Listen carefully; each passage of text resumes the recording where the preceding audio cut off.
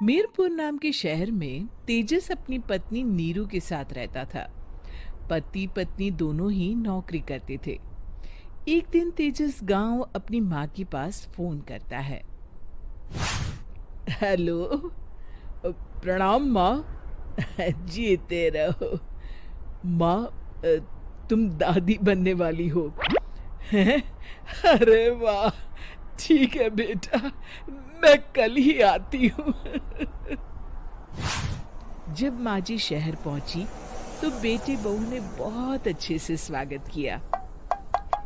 लीजिए माँ जी, चाय।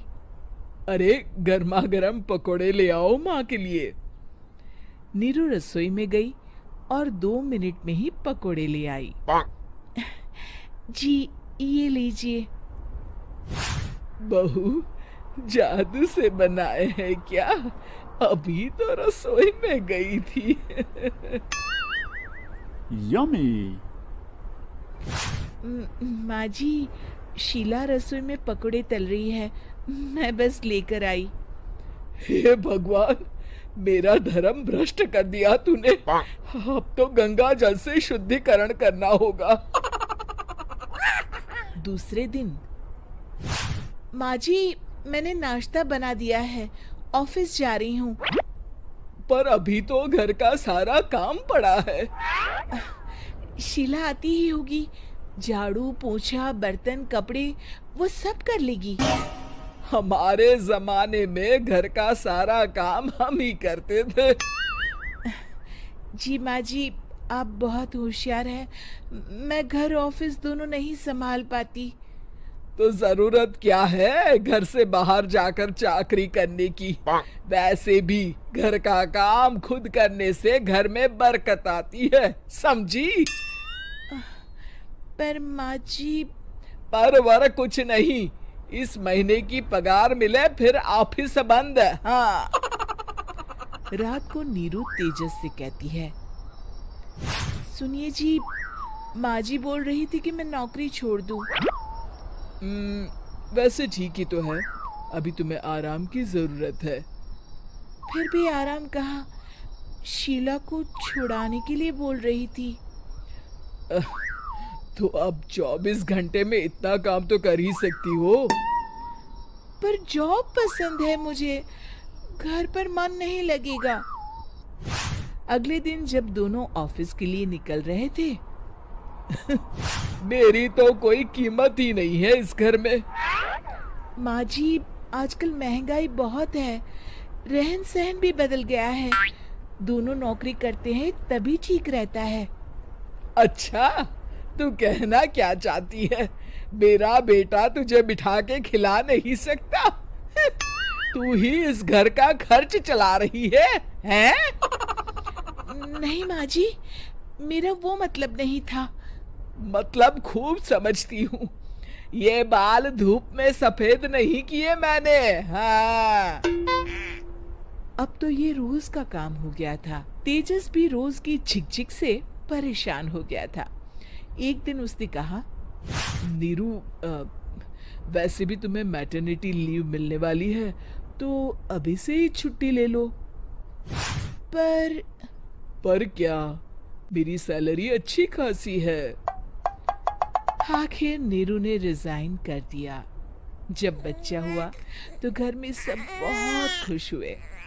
कुछ दिनों बाद तेजस फाइल देख रहा था। क्या हुआ तेजस, कुछ परेशान लग रहे हो? अब हाँ, वो हमारी जितनी सेविंग्स थी वो तो हॉस्पिटल में और छठी के फंक्शन में खत्म हो गई है नीरू। और अभी वैसे मंदी चल रही है तो मैं बोल रही थी कल मुन्ना को हेपेटाइटिस का टीका लगवाना है। नीरू, क्या पोस्टपोन नहीं कर सकते? नहीं जी, बिल्कुल नहीं। अब तेजस को समझ में आ रहा था कि उससे गलती हुई है। पैसों की कमी का असर घर के माहौल पर भी पड़ रहा था।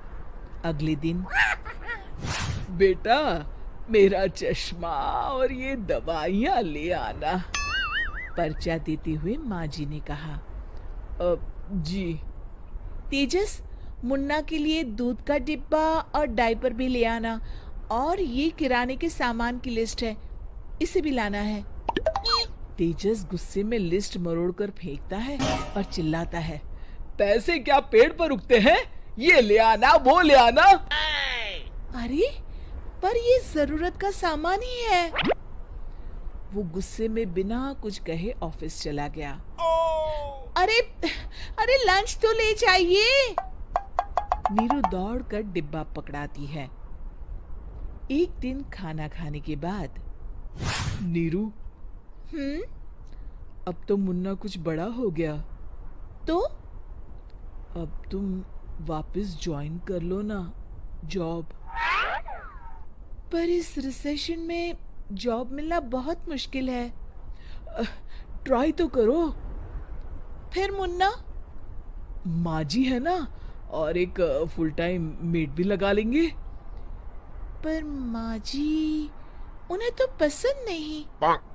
तभी माँ जी वहां आ जाती है और प्यार से नीरू के सर पर हाथ फेरते हुए बोलती है, अब मेरी समझ में आ गया बहू, पहले के और अब के समय में अंतर है।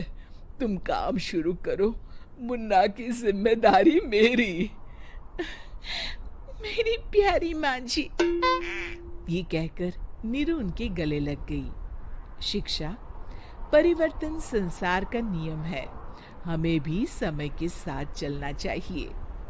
उम्मीद है कि आपको हमारी ये कहानी पसंद आई होगी। कृपया हमारे चैनल को सब्सक्राइब करें और सभी अपडेट्स के लिए बेल आइकन जरूर क्लिक करें। और हाँ, वीडियो लाइक और शेयर करना मत भूलिएगा।